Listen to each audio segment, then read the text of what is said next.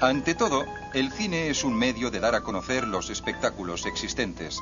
La cámara se sitúa como un espectador más, de pie en la primera fila. La película consta de un plano único, pero ya es en color. Las imágenes se pintan a mano, una a una. Un auténtico trabajo de chinos. Pero ¿por qué conformarnos con lo que vemos? Desde el principio, la técnica de la sobreimpresión y otros trucos por el estilo muestran que el cine en sí mismo es pura magia.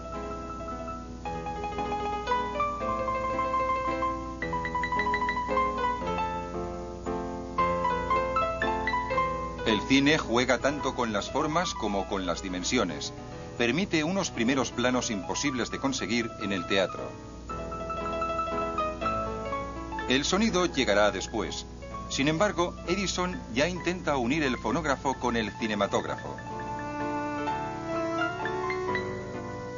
Un poco después, Gaumont intenta una versión sincronizada del Cyrano. Monsieur de Bergerac fut avec Rosette. Qu'est-ce que c'est que ça, s'il vous plaît? C'est le titre. Ok? Avec grâce, mon feu. Je fais lentement l'abandon du grand manteau qui me calfeutre et je tire mon espadon. Élégant comme Céladon, agile comme Scaramouche, je vous préviens, cher myrmidon, qu'à la fin de l'envoi, je touche.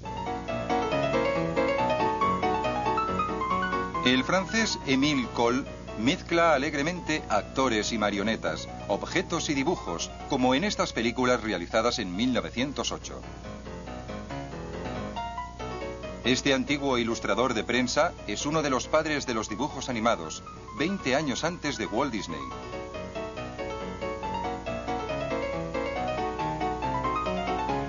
En El sueño de un camarero, pasa sin transición del plano real a la ficción onírica.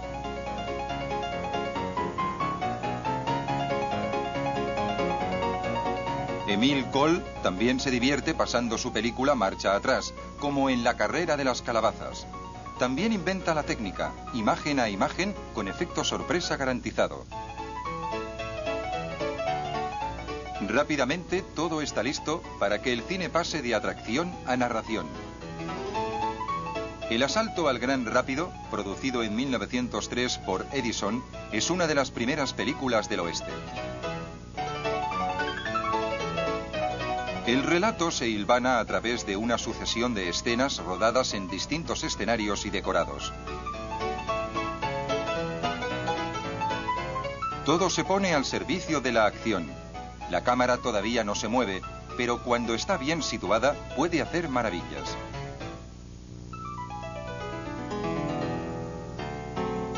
Este rodaje en Hollywood en 1917 es cosa seria, aunque todavía hay que darle a la manivela y a menudo.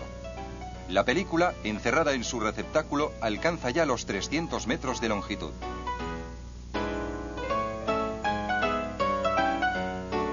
El personal es cada vez más numeroso, ya que la imaginación desbordante de los directores obliga a que se multipliquen las proezas. A veces hay que situar la cámara en los lugares más insospechados.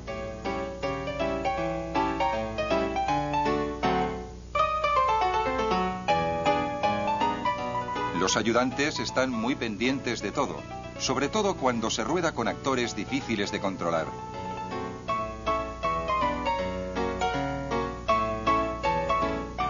También se pueden rodar cabalgatas económicas. Los pormenores del decorado no importan, lo que cuenta es lo que registra la cámara. Y como la película es muda, el realizador puede gritar a sus anchas.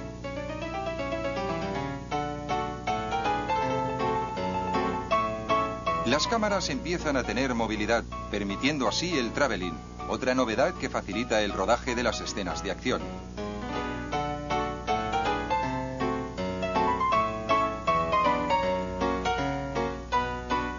Max Linder, con su personaje de dandy desenvuelto y campechano, es el mejor cómico de principios de siglo. Una época en la que dominan la burla y el pugilato. Uno de sus alumnos llevará su técnica mucho más lejos, lo que lo convertirá en el primer gigante de este nuevo arte.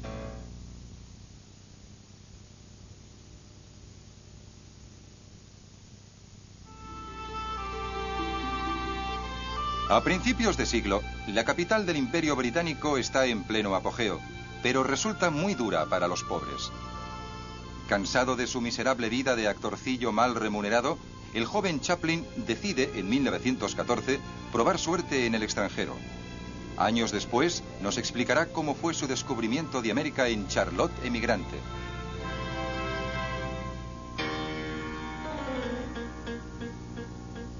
Este cortometraje, rodado en 1914, esboza el personaje de Charlotte, el vagabundo que siempre sale mal parado, pero que sabe lo que quiere.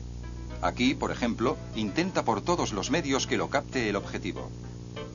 El molesto actor pronto se tomará la revancha, ya que su éxito es inmediato. En 1916, Chaplin consigue su primer gran contrato con la Mutual y un salario de $10.000 por semana. Para el joven intérprete de 27 años, por fin llega el bienestar económico, pero sobre todo, la libertad. Con Charlotte campeón de boxeo, la técnica de Linder se convierte en una auténtica coreografía. El argumento es el del pequeño contra el grande, el humilde contra el poderoso. Esta temática se verá reflejada en las aproximadamente 60 películas de Charlotte rodadas entre 1914 y 1918.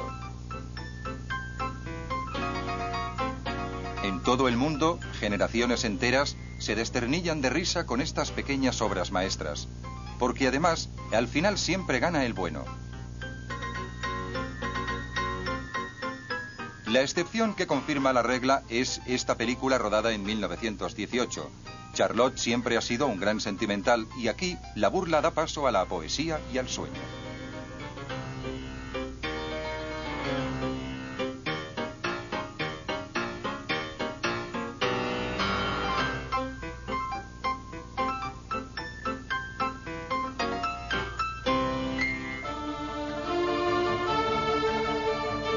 Se trata de oponer la dulzura del amor a la dura realidad de la guerra, encarnada por el malvado prusiano. Hay que incitar a los espectadores a que se comprometan con la libertad, a que colaboren los Estados Unidos en esta nueva guerra. De hecho, Charlotte es un buen patriota y un orador enardecido por la causa, al igual que su creador, que suele participar en mítines. Al finalizar la guerra, Chaplin funda junto con 3 amigos Artistas Asociados. Ahora ya tiene su propio estudio en Hollywood, La Brea, que muestra orgulloso a sus visitantes. Con tan solo 30 años se encuentra en la cumbre del éxito. Se acabaron los tiempos en los que tenía que chupar cámara. Ahora todo el mundo quiere codearse con él. Sin embargo, el maestro no renuncia a sus temas favoritos. En tiempos modernos lleva a escena a un Charlotte desolado por la dureza de la vida, víctima de las infernales cadenas de montaje y esclavo de trabajos de poca monta. Este futuro gran clásico no tiene mucho éxito en el momento de su estreno en 1936, quizá porque es una película muda y eso para la época empieza a ser raro. El gran dictador sí que habla. Un modesto barbero se ve proyectado a la fama por culpa de su parecido con el dictador Hinkel, es decir, con Hitler.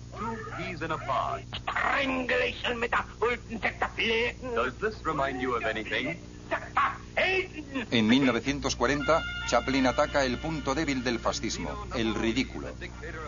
La película es un cóctel de efectos cómicos aplicados a temas dramáticos.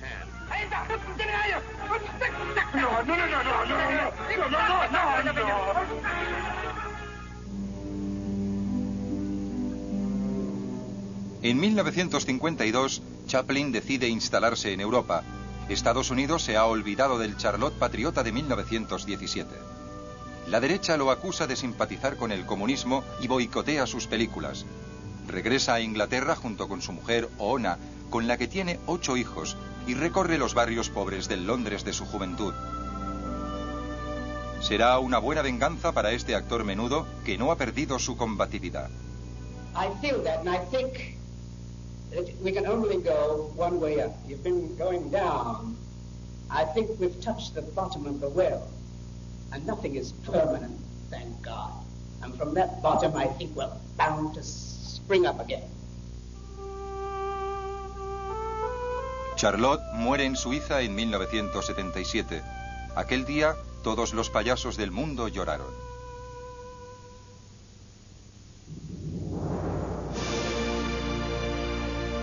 Después de Chaplin, el cine se centra en la epopeya. La película El nacimiento de una nación narra la saga de dos familias destrozadas por la Guerra de Secesión americana. Un fresco grandioso en el que se mezclan historia colectiva y destinos individuales. Es el primer largometraje de éxito. Más de 2 horas y media de producción.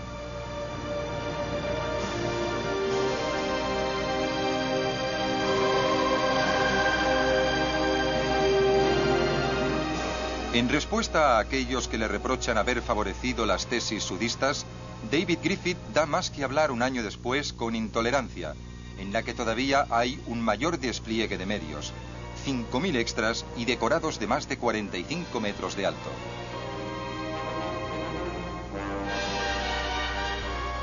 La película pone en escena 4 episodios de la historia, desde la Biblia hasta la época moderna, pasando por la vida de Jesucristo y la matanza de San Bartolomé, una sinfonía tumultuosa de agitación y violencia.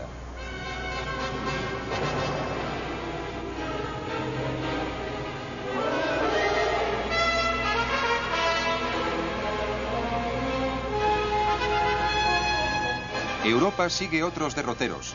Robert Vina transporta al espectador a lo más profundo del cerebro de un loco en conflicto con sus pesadillas. El gabinete del doctor Caligari, rodada en 1920, sigue siendo un clásico del expresionismo alemán. El director juega con los decorados y las luces para crear un clima de opresión. El francés Marcel L'Herbier encarna, con El Dorado, una corriente más realista. Refuerza el clima de tensión con escenas de gran violencia.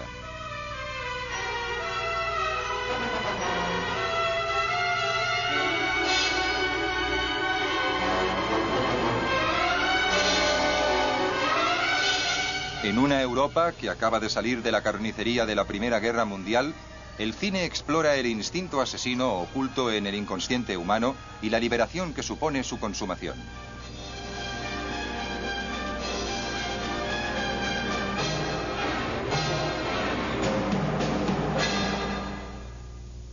L'Herbier evolucionará hacia el impresionismo y Jean Renoir, hijo del gran pintor francés, empezará por ahí.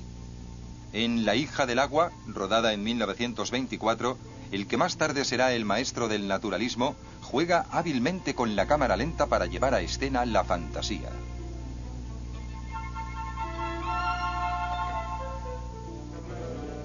En 1928, el danés Carl Dreyer rueda para la Gaumont La pasión de Juana de Arco, desde el juicio hasta la ejecución. El despliegue de decorados y el realismo de las imágenes. Todo colabora a la hora de reforzar la intensidad de la acción y el peso de los personajes. Sobre todo, el empleo del primer plano, tanto de objetos como de rostros.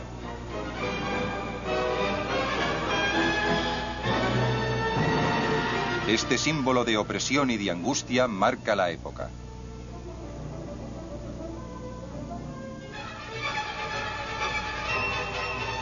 En Moscú, la revolución soviética se apodera del cine, al que Lenin considera el mayor arte de todos los tiempos.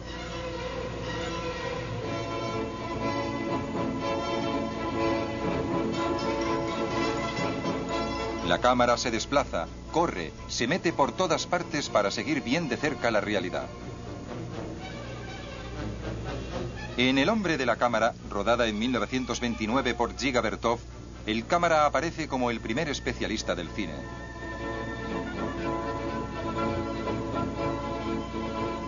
Hacen falta varias cámaras para poder grabar desde todos los ángulos a este nuevo actor, el pueblo. El montaje se convierte en una etapa fundamental. En ella se decide la suerte de cada una de las imágenes y el encadenamiento de secuencias. Puede que el montaje sea una muestra de habilidad, pero ante todo es un arte. Durante la misma época, un genio llevará este arte a la cima.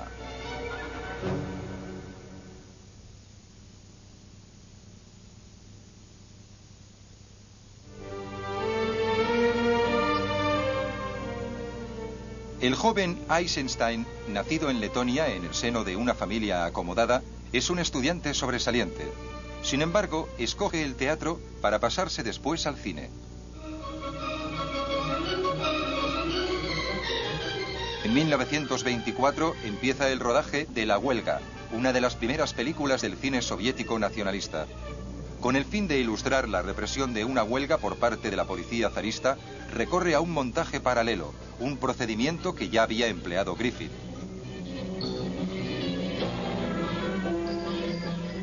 Las imágenes del ganado sacrificado evocan con mayor sugestión que la realidad lo que les espera a los huelguistas. La cinta complace a las autoridades, que encargan a Eisenstein otra película, con motivo del 20º aniversario de la Revolución Rusa de 1905.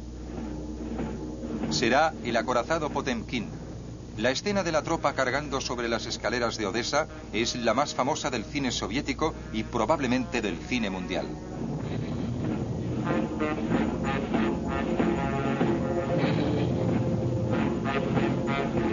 Resulta difícil creer, ante tamaña obra maestra, que su autor no tiene más que 27 años.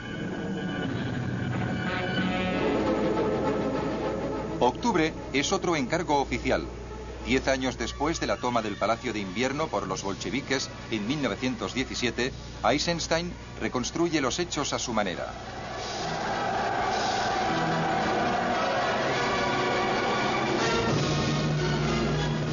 Se verá obligado a manipular la verdad histórica para acabar con la memoria de Trotsky.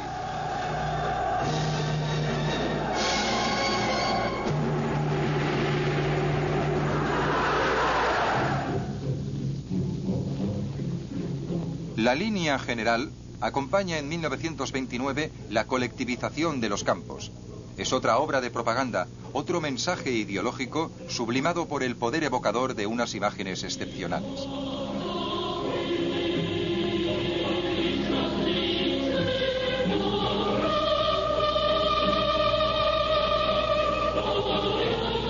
Sin embargo, esta práctica resulta peligrosa. El propio Stalin empezó a intervenir en el montaje. Envía a Eisenstein al extranjero para que estudie el cine hablado. Durante 3 años, el realizador recorre Europa, de Berlín a Ámsterdam, de Suiza a Francia, después a Gran Bretaña. Su popularidad va en aumento, aun cuando se ha prohibido la proyección de la mayoría de sus películas en varios países.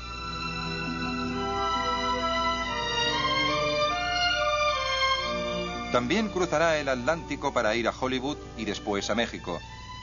Será en este último país donde ruede Que viva México.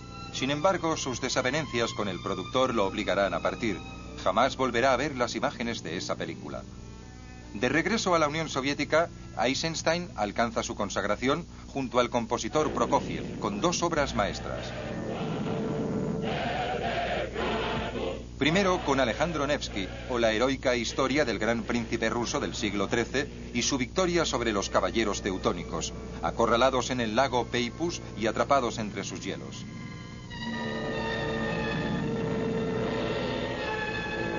Es la primera película hablada de Eisenstein, aunque el sonido no añade nada a su gran maestría. El maestro se siente más a sus anchas con el tema patriótico que con la ideología comunista.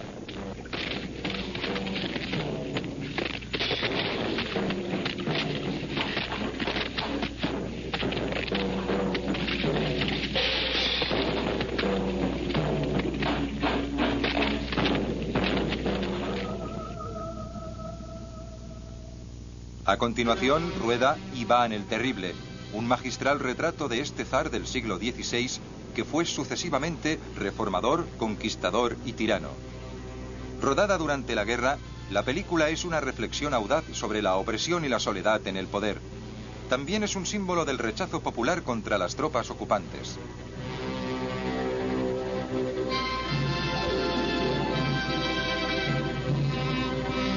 El problema es que Stalin se da por aludido y prohíbe la difusión de la segunda parte de Iván, rodada en 1946. Eisenstein muere en 1948, a los 50 años, cansado de tanto ataque y consumido por la enfermedad. Aquellos que lo censuraron se desvanecerán en el olvido. Su genio perdurará. But the thing he does, they call the dirty swing. It's when he holds in his arms, they call them baby. 30 años después de su nacimiento, el cine experimenta su primera revolución. El sonido invade las pantallas.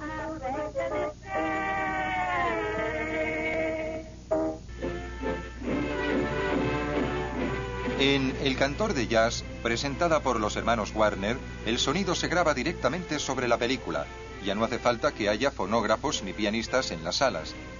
15 años después de la apertura de la primera sala, los índices de asistencia se doblarán. El cine hablado se impone en los Estados Unidos en 1929, en Europa un año después. Estamos ante un nuevo auge de una industria ya floreciente. 5 grandes compañías, conocidas como las Majors, se dividen la mitad del mercado americano. Sus estudios de Hollywood son inmensas canteras, auténticos hormigueros en los que trabajan sin cesar todo tipo de gremios. Los productores que controlan películas con presupuestos superiores al $1.000.000 son auténticos reyes. Son los encargados de supervisar toda la película, desde los decorados y el vestuario hasta su proyección. La distribución exige cientos de copias y, por tanto, millones de metros de película que pronto se proyectará por todo el mundo. Primero en Estados Unidos, donde las Majors tienen su propia red de salas. Durante los años 30 se producen 3.500 películas en Estados Unidos. Al principio, más que hablar, se canta, y gracias al cine, América redescubre los grandes musicales de Broadway.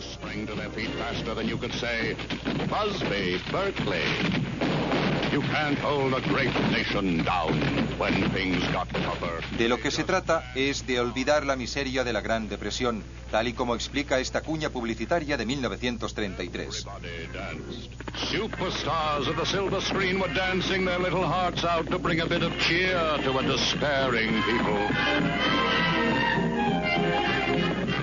Probablemente, al ser la única industria que funciona en un mundo en crisis, el cine no tiene ningún reparo en mostrar en sus pantallas personajes felices y con éxito. La fábrica de sueños crea música y evasión, amor y sentimientos. Wait until we walk into the lobby of the Honeymoon Hotel. The people loved it. It brought new meaning into their life. They were the first motion pictures to deal honestly with man's search for identity, set to music. Sin embargo, el cine americano no siempre es tan empalagoso. También puede ser muy ácido. En Freaks, o La parada de los monstruos, Todd Browning opone la fealdad a la belleza y el cinismo a la bondad. Una película negra, hasta el punto de que su propio productor censura algunas escenas.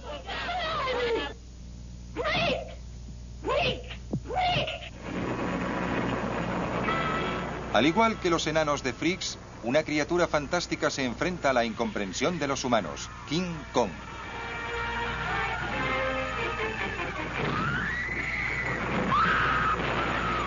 La mezcla sin igual de poesía y angustia hace que pasemos por alto la ingenuidad de los trucos. El tamaño del monstruo varía en una escena del 1 al 10 según los decorados.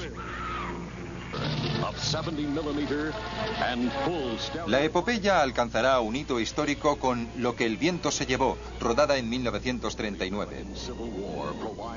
En esta saga sentimental, con la Guerra Civil Americana como telón de fondo, el productor David Selnick y su realizador Victor Fleming no escatiman en medios. La película dura cerca de 4 horas y es en color, gracias al Technicolor. Se convierte en el mayor éxito de la historia del cine, con 100 millones de espectadores solo en los Estados Unidos. Todas las jovencitas del mundo se identifican con Scarlett O'Hara. La gloria de Clark Gable es universal. Frankly, my dear, I don't give a damn. A truly great motion picture. Ese mismo año, John Ford dirige La diligencia, un clásico de las películas del oeste. Es tan clásica que respeta a las 3 unidades de la tragedia antigua en torno a una única acción, el asalto de los indios a una diligencia.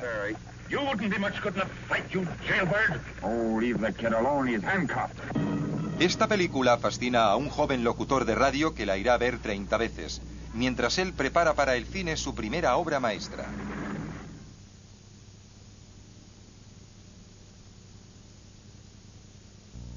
The Columbia Broadcasting System and its affiliated stations present Orson Welles and the Mercury Theater on the Air in The War of the Worlds by H.G. Wells.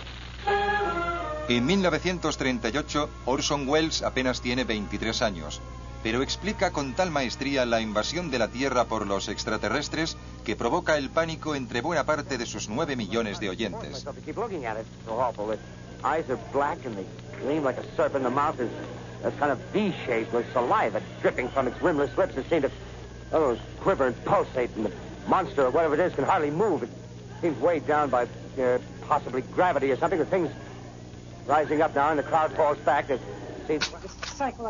Todo el mundo exige a Orson Welles una explicación. El joven lo aclara todo con la soltura del actor consumado que ya es. Extremely surprised to learn that a story which has become familiar to children through the medium of comic strips and many succeeding novels and adventure stories should have had such an immediate and profound effect upon radio listeners. Ciudadano Kane, que se proyectó en 1941, lleva a escena la vida de un magnate de la prensa, megalómano y tirano. Cosa excepcional, la RKO da carta blanca al joven prodigio en su primera película, y él, a cambio, se mostrará original hasta en el tráiler. Thank you. How do you do, ladies and gentlemen? This is Orson Welles. I'm speaking for the Mercury Theater, and what follows is supposed to advertise our first motion picture. Citizen Kane is the title, and we hope it can correctly be called a coming attraction. Kane is a hero. La película destaca por toda una serie de innovaciones, en la toma de vistas, en el uso sistemático del gran angular, el plano picado y el contrapicado. En la narración, que procede como una especie de investigación, con el empleo de escenas retrospectivas y el retorno al pasado.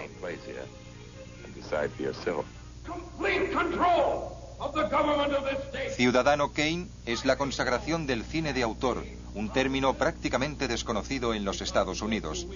También redime al realizador, promoviéndolo a la categoría de creador. Orson Welles es un hombre con muchos dones. Es el mago que hace aparecer animales para después dormirlos.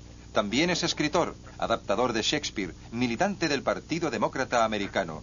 Incluso trabajará como actor en más de 100 películas, además de las suyas.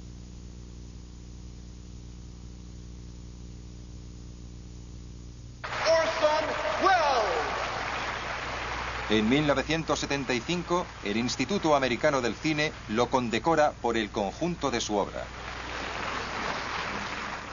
And don't imagine that this raggle-taggle gypsyo is claiming to be free. It's just that some of the necessities to which I am a slave are different from yours. As a director, for instance, I pay myself out of my acting jobs. I use my own work to subsidize my work. In other words, I'm crazy.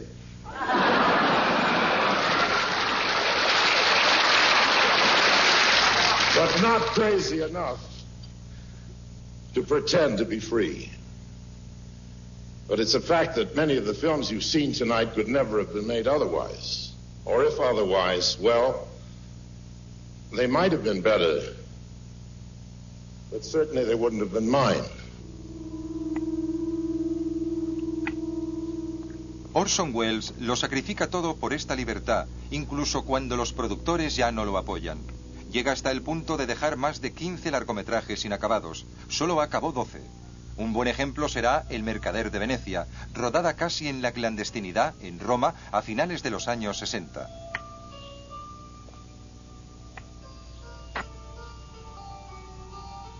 Welles se ve obligado a parar el rodaje por falta de presupuesto.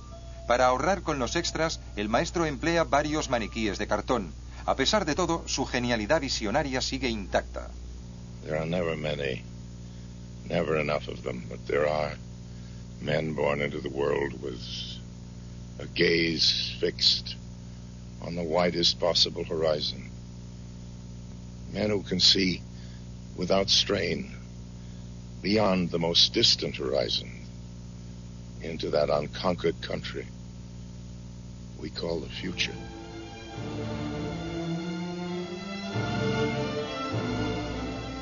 Orson Welles seguirá siendo un enigma hasta su muerte en 1985. Hombre orquesta y solitario incorregible, este hombre le queda un poco grande a su tiempo.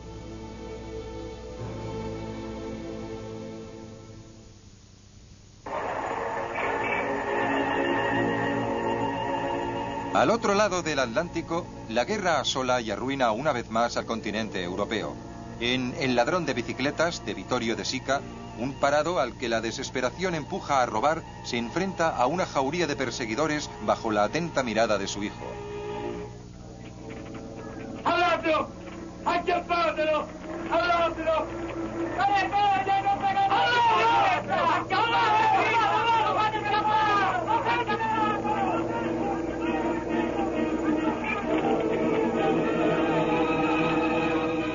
Para De Sica y los neorrealistas italianos, el argumento no importa tanto como la atmósfera y la densidad de las situaciones, sobre un trasfondo de protesta contra la miseria social.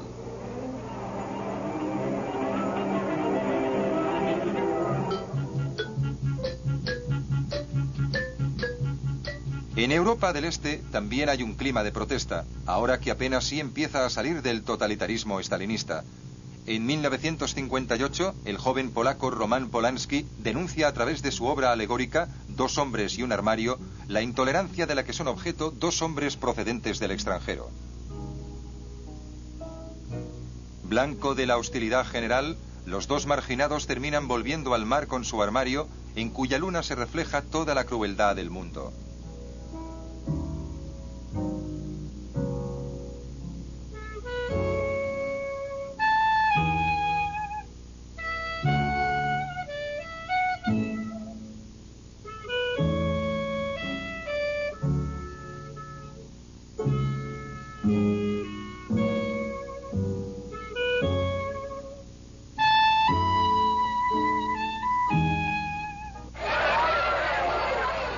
En Francia, Jacques Tati protesta a su modo contra las convenciones sociales y la estupidez colectiva. En 1953 se estrena Las vacaciones de Monsieur Hulot, película que consagrará a este emigrante ruso y antiguo payaso como el rey de la burla. Tati despliega una mecánica minuciosa al servicio del absurdo.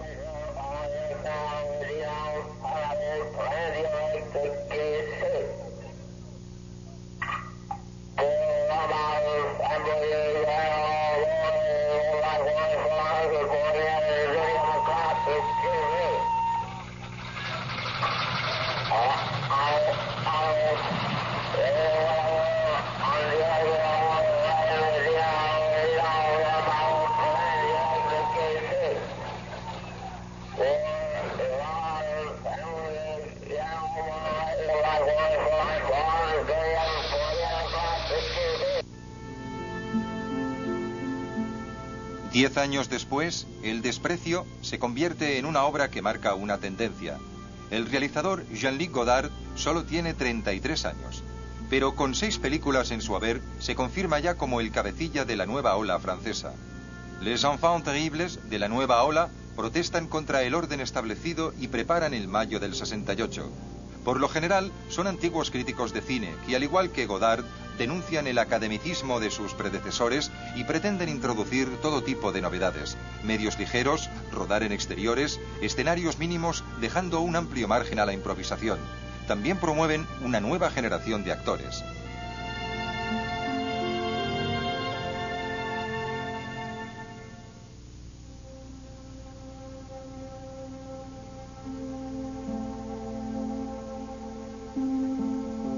Luchino Visconti también es a su manera un contestatario.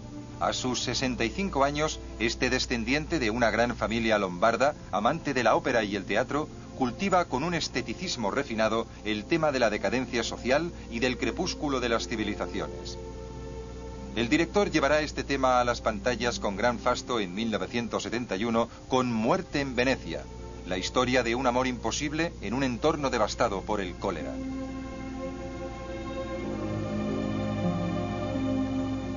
El cine italiano de esta época es uno de los mejores del mundo y tiene su propio mago.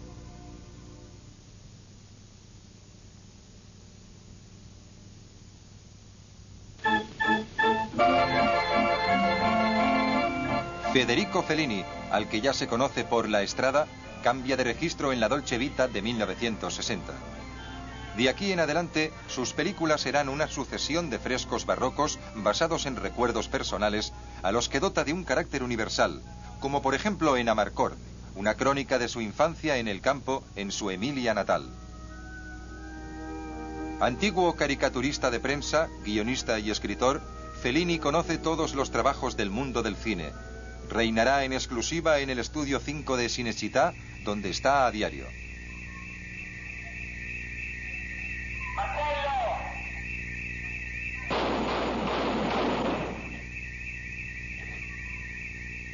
El mejor homenaje que se le puede rendir es el de verlo dirigir. Aspetti. Vai Marcellino, vai, fate scappare, vai. Alza.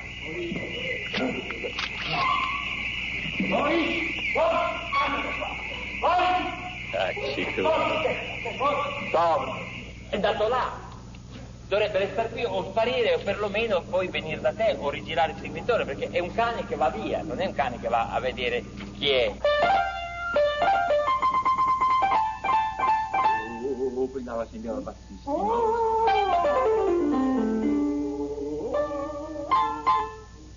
Anche Scapugli, anche perché come è già anche questa cosa.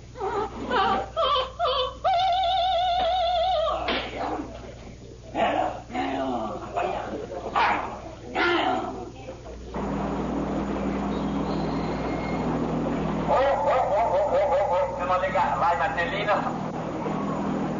Alzate le testine, alzate le... Ridete, parlate, ecco. Grazie, buonanotte. No, ma venite, bambini, un momento, venite qua, sentite.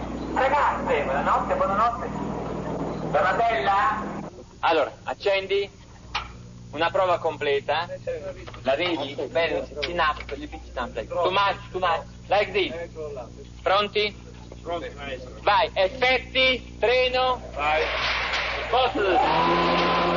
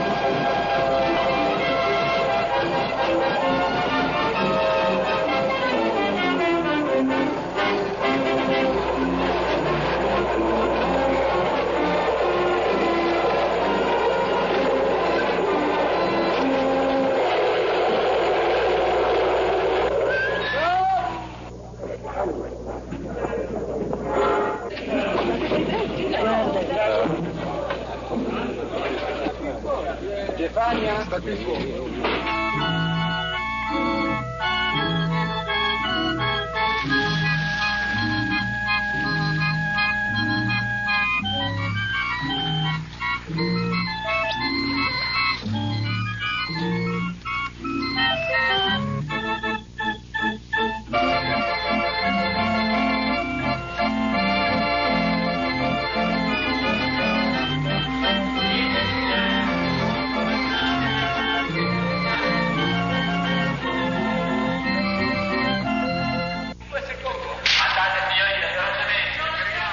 Creador prolífico, incansable y jovial hasta en el pesimismo, este hombre poseedor de 5 Oscars no lleva nada bien el auge de la televisión que, según él, vomita en una pantalla de pequeñas dimensiones millones de cosas que se anulan las unas a las otras.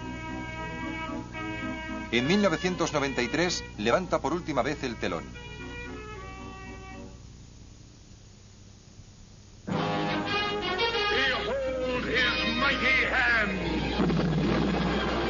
La escena de Moisés partiendo las aguas del Mar Rojo da un nuevo ímpetu a las superproducciones de Hollywood.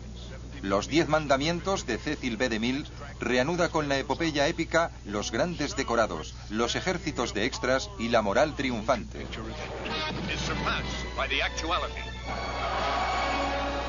Para rodar la famosa escena de la carrera de carros de Ben-Hur hicieron falta 3 meses.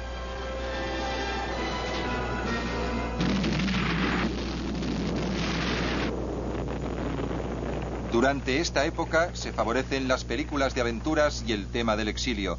En ellas, el solitario héroe tiene una misión que cumplir.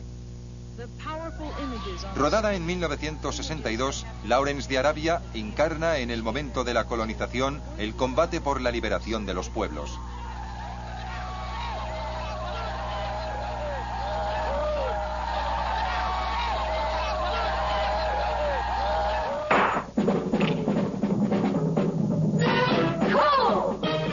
West Side Story también es un combate llevado a escena por Robert Wise bajo forma de una ópera moderna y con el sórdido marco de los bajos fondos neoyorquinos.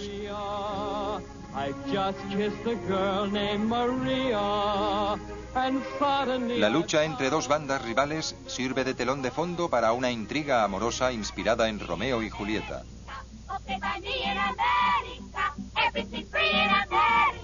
For a smoky in America.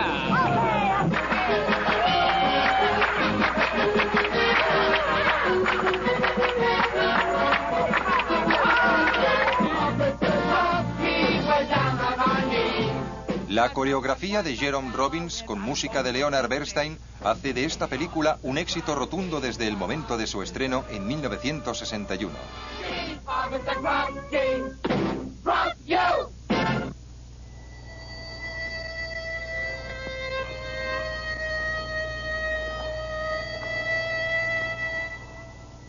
Los géneros se mezclan durante la segunda mitad del siglo.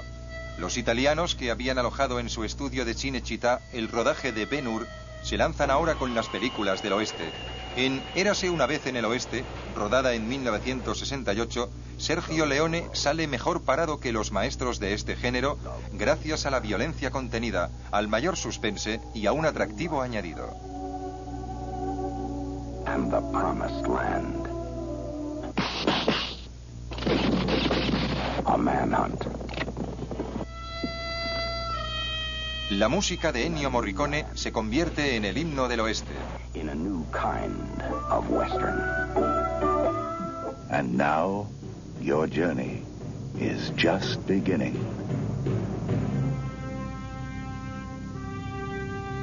«2001, Odisea del espacio» es un ballet intersideral. Además de mostrar las extraordinarias hazañas de los astronautas de la NASA, la película de Stanley Kubrick es una deslumbrante sinfonía musical y visual. También es un relato filosófico, una especie de búsqueda heroica del Santo Grial a través de las vertiginosas profundidades del espacio y el tiempo.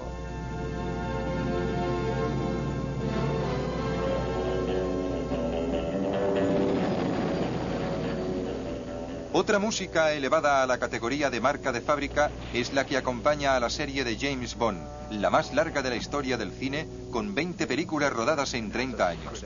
El británico John Glenn protagonizó 5 de ellas.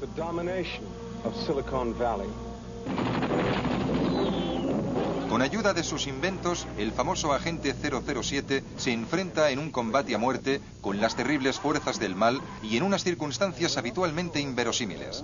Name's Mayday. Someone will take care of you. Oh, you'll see to that personally, will you? There's only one man who can stop them.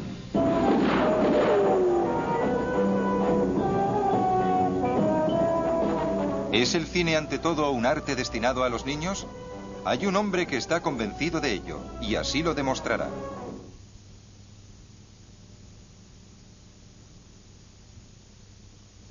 Yeah, I think it's interesting too. I like. I mean, I don't really think of myself as someone who hasn't grown up. I just think of myself as someone who has grown up but is still in need and in touch with my childhood. De hecho, podemos decir que lo que Spielberg lleva a escena con E.T. es el sueño de un niño, un desafortunado y pequeño extraterrestre que es abandonado por los suyos tras embarcar precipitadamente en su platillo volante, encuentra cobijo en la casa de un niño terrícola. Este cuento de hadas, a duras penas moderno, ingenuo y refrescante, se convertirá con su estreno en el 82 en la mejor fórmula de la historia del cine. Spielberg, que rueda su primera película con tan solo 12 años, tiene muy buena mano con los niños.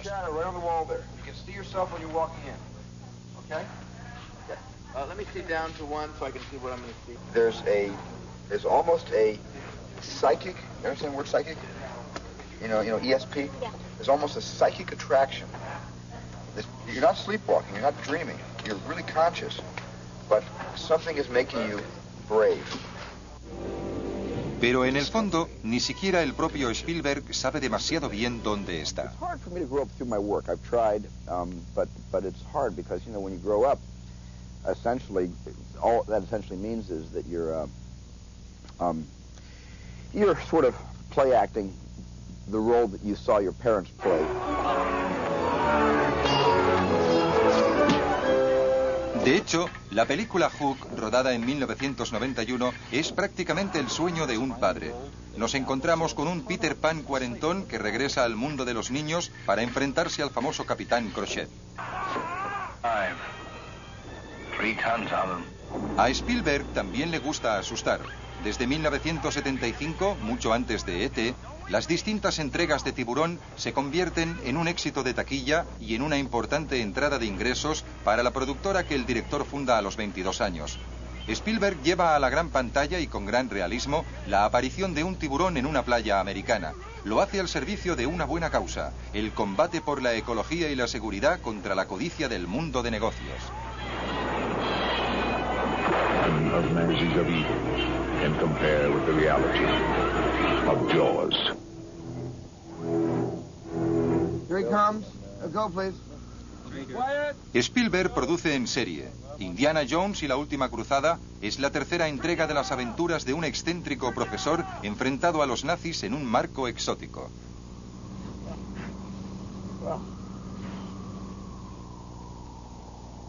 El eterno niño se encuentra más a gusto que nunca tras las cámaras. Incluso su actividad como productor empieza a llevarle a la de realizador.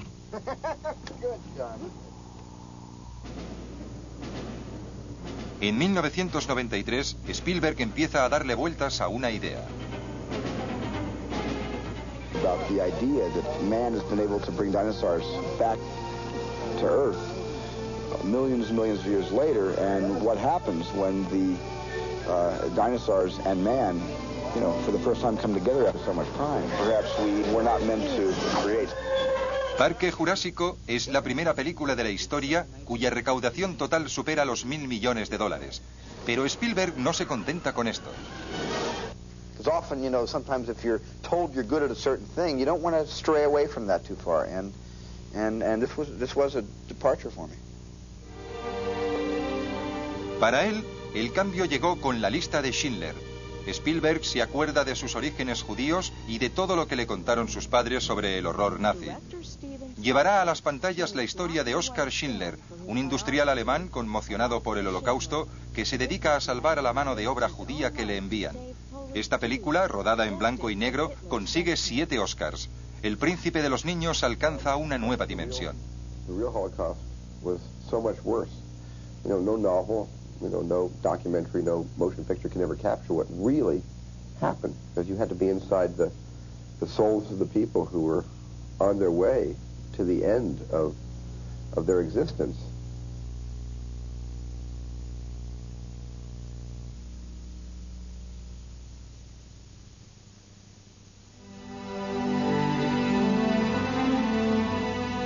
El IMAX se impone como el cine del futuro. Una película 2 veces más grande se proyecta al doble de velocidad sobre una pantalla envolvente de 27 metros de diámetro con 6 pistas de sonido.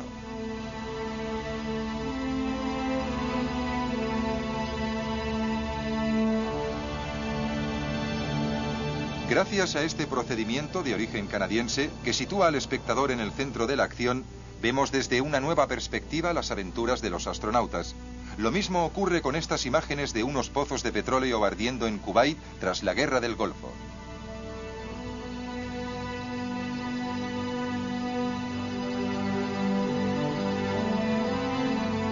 El IMAX también existe en 3D. Estas gafas cierran uno de los ojos del espectador alternativamente, 48 veces por segundo, en perfecta sincronización con el proyector, que restituye las imágenes registradas al mismo compás gracias a una cámara binocular.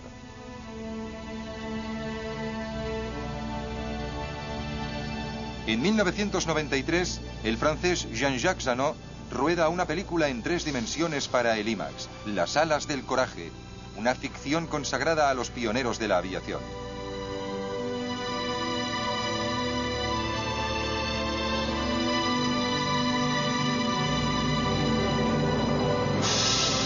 Ningún medio se resiste a las cámaras del IMAX.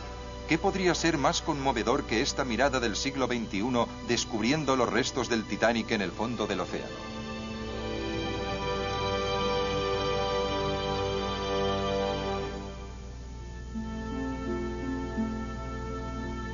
De hecho, el cine ha sido todo un milagro desde sus orígenes. ¿Sabían que estas imágenes de Venecia en color real se rodaron en 1912, precisamente el año del naufragio del Titanic? En esta época ya se había dejado de usar lo que se conocía como el cronocromo de la Gaumont, y esta película no se había vuelto a ver prácticamente desde entonces. Al igual que las imágenes de Honfleur y de Trouville, con sus barqueros.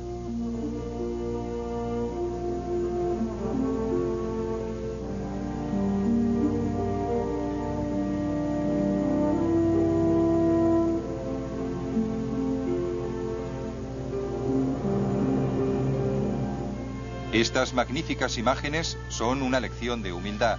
El séptimo arte nace gracias a la técnica, pero no avanza a la par, y los adelantos de nuestra época no deberían hacernos olvidar las proezas de los pioneros. Hay tantas obras maestras en los orígenes del cine como ahora a finales de siglo. Sin embargo, el futuro es prometedor y lo seguirá siendo siempre y cuando queden hombres dispuestos a explorar este maravilloso espejo de la realidad y la imaginación.